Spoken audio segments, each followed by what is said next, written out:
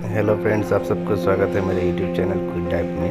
आप सबको पता है मैंने सुजुकी वॉकमैन खरीदा था 14 फरवरी 2022 में।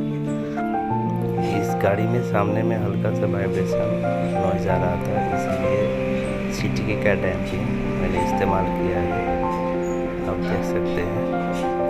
और इस डैम्पिंग को लगाने के बाद गाड़ी का नॉइज़ और वाइब्रेशन पूरी तरह से ख़त्म हो चुका है।